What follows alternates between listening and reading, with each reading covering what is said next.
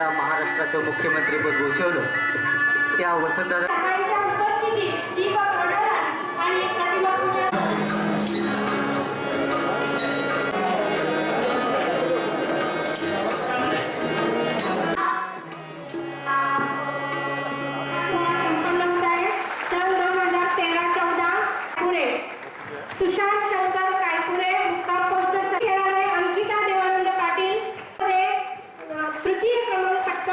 मुलं परिस्थिती नसल्यामुळं शिक्षणातूनच ड्रॉपआउट होत आहेत.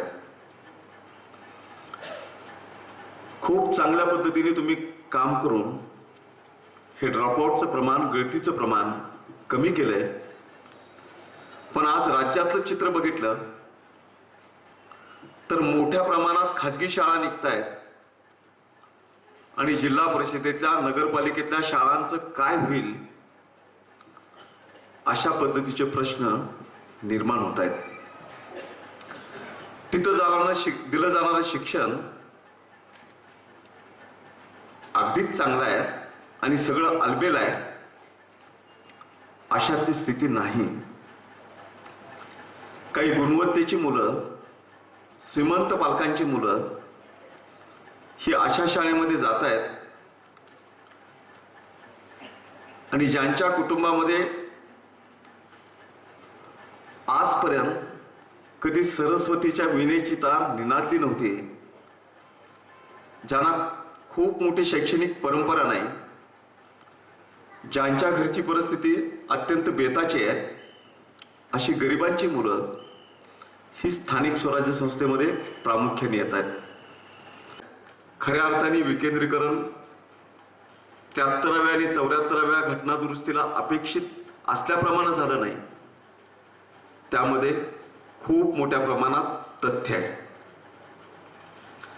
किंबहुना देशामध्ये जिल्हा परिषदा ठेवाव्यात का नको अशा पद्धतीचा प्रश्न दिल्ली स्तरावरनं उपस्थित केला जातोय. पण महाराष्ट्रामध्ये कधी नव्हता एवढा 72-73चा पडलेला दुष्काळ आणि त्यामध्ये जिल्हा परिषदांनी केलेलं काम, लोकसंख्या वाढ रोखण्यासाठी कुटुंब कल्याणाचा जिल्हा परिषदाने राबवलेला कार्यक्रम,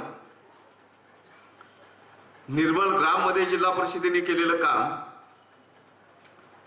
महाराष्ट्रातल्या सगळ्या जिल्हा परिषदांनी केलेली ही कामं लक्षामध्ये घेऊन देशातल्या अन्य काही राज्यांनी वेगळी मतं व्यक्त केली असतील तरी सुद्धा महाराष्ट्रामध्ये यशवंतराव चव्हाण साहेबांनी आणि वसंतराव नाईक साहेबांनी जी 3 स्तरीय योजना मजबूत केली ती कायम राहिली पाहिजे आणि जिल्हा परिषदांचं अस्तित्व हा आमच्या अभिमानाची गोष्ट आहे, ही ठाम भूमिका आपल्या महाराष्ट्र सरकारने घेतलेली आहे. किंबहुना देशातले अन्य राज्य सुद्धा महाराष्ट्राच्या या भूमिकेकडं एका अभ्यासू नजरेनं बघतायत. आता एका बाजूने जिल्हा परिषदा ठेवण्याची भूमिका आम्ही स्वीकारलेली आहे, पण दुसऱ्या बाजूने खऱ्या अर्थाने लोकशाही जर आणायची असेल तर केवळ मत देण्यापुरतीच लोकशाही शाबूत न ठेवता, जसं मत देणं हा लोकशाही मधला जसा मूलभूत अधिकार आहे, तसं निर्णय प्रक्रियेमध्ये आणि अंमलबजावणीच्या प्रक्रियेमध्ये सुद्धा लोकांना अधिकच सहभागी करून घेणं आणि खऱ्या अर्थाने लोकशाही लोकांच्या पर्यंत नेणं ही सुद्धा एक तितकीच आवश्यक गोष्ट आहे.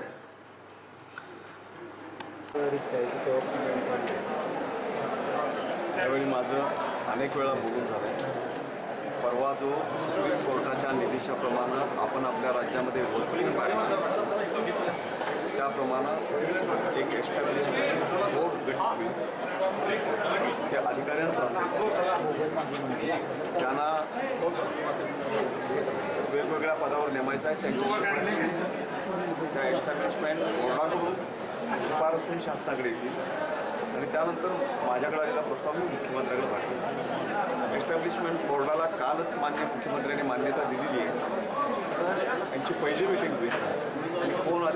कुठल्या पदावर असावा, कुणाची बदली कुठं करावी याच्या शिफारशीसह तो प्रस्ताव राज्य शासनाकडे येईल. मी आत्ता जी माहिती घेतली त्याप्रमाणे येत्या 10 तारखेला एस्टॅब्लिशमेंट बोर्डाची पहिली मीटिंग होणार आहे. त्यातून शिफारशी आल्याबरोबर तातडीने कारवाई केली जाईल. केलेल्या निर्देशाचं पालन करणं, आपण आपल्या राज्यामध्ये केलेल्या कायद्याप्रमाणे वागणं हे आवश्यक असल्यामुळं आणि अचानकपणाने CP मुंबई यांनी राजीनामा दिल्यामुळं आज पद रिक्त आहे याची जाणीव सरकारलाच होत आहे. म्हणून मुंबईमध्ये कुठलाही अनुचित प्रकार घडू नये म्हणून सिनियर अधिकाऱ्यांना पूर्णपणे अधिकार देण्यात आलेले आहेत आणि सगळ्या सिनियर अधिकाऱ्यांनी एकत्र बसून मुंबईमध्ये कायदा सुव्यवस्थेचे प्रश्न निर्माण होणार नाहीत त्याची दक्षता घेण्याच्या सूचनाही देण्यात आलेल्या आहेत.